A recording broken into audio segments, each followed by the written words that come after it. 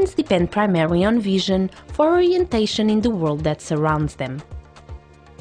While image formation is a phenomenon that takes place in the eye, the interpretation of the image as a representation of the real world occurs in the brain. Direct visual signals arrive into the primary cortex called the V1 region, which is located in the occipital region of the brain. The secondary visual cortex, which comprises V2, V3, V4, V5, V6, V7 and V8 regions, depends on the V1 region. The visual signals are transmitted along the fibers of the optic nerves. The fibers meet and cross at the optic chiasm. The brain does not receive signals from each eye unilaterally. Within one optic nerve, a defined group of axons crosses over to join the opposite optic nerve. Half of each optical field is directed to the ipsilateral portion of the brain. The other half is directed to the contralateral portion. Thus, each side of the brain receives visual information from both eyes. Information from the temporal part of the right visual field crosses over to the left hemisphere.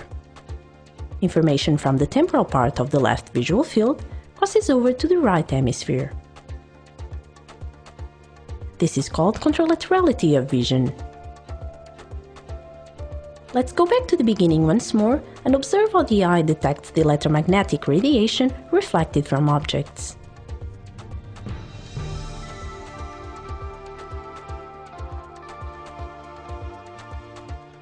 Light passes through the cornea, pupil and lens on its way to the retina, where the visual scene is focused.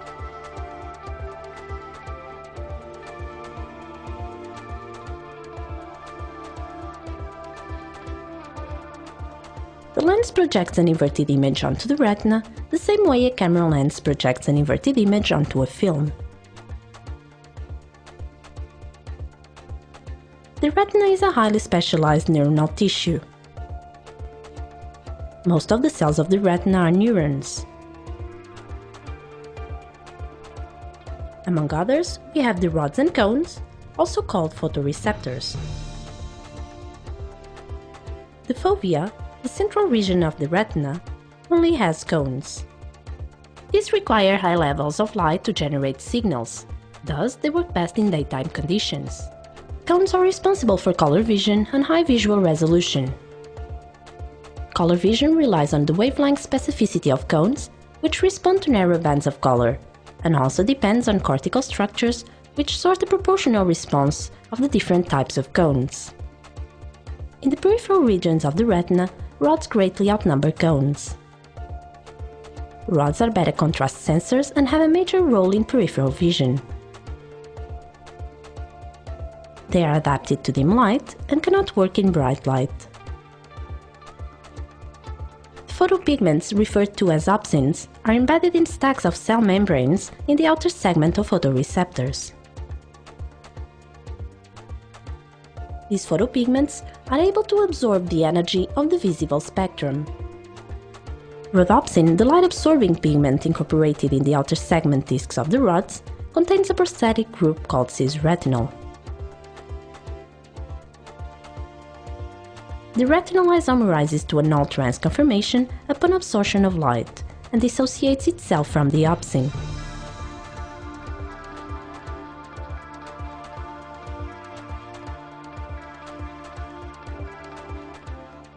Rhodopsin binds to and activates the G protein transducin.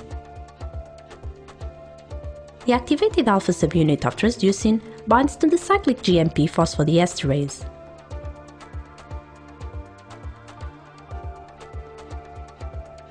Phosphodiesterase activation triggers the hydrolysis of cyclic GMP and as a result causing the rapid decline in cytoplasmic cyclic GMP levels in the outer segment of the rod.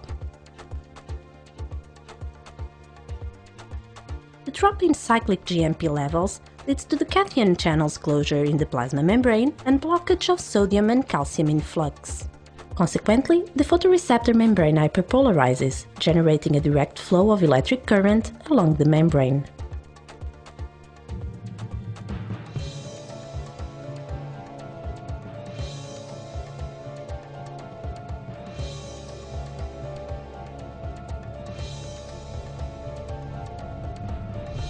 In the dark, the depolarized rod releases glutamate. The neurotransmitter release is halted when the hyperpolarization reaches the synaptic terminal. The retinal cells are grouped in two main circuits. The vertical circuit consists of photoreceptors, bipolar cells, and ganglion cells.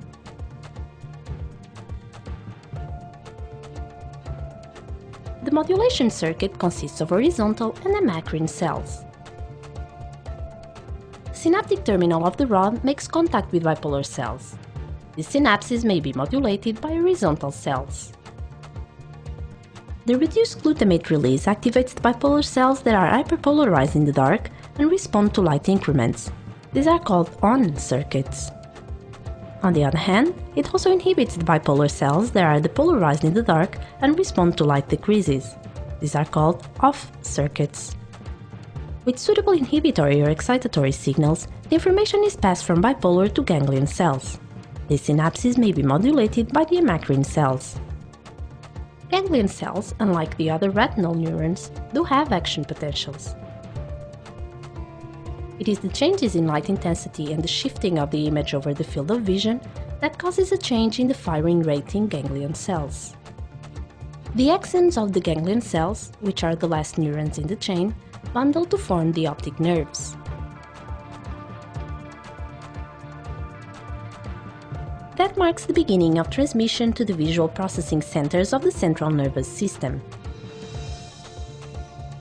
A key intermediate way station is the dorsolateral geniculate nucleus, one of the thalamus neuronal nuclei.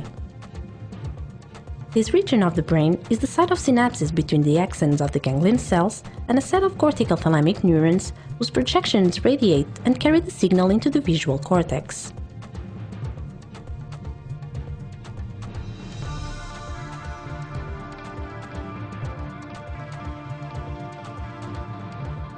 Activated monocular neurons in the viewer region send output to binocular neurons, which begin the rendering of images.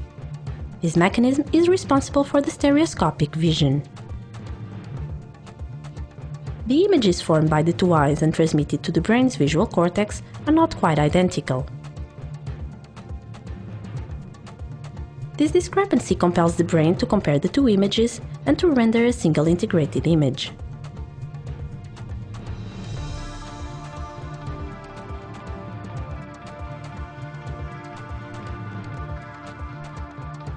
Because the information is interpreted in the visual cortex, we may well say that this is where the true vision resides.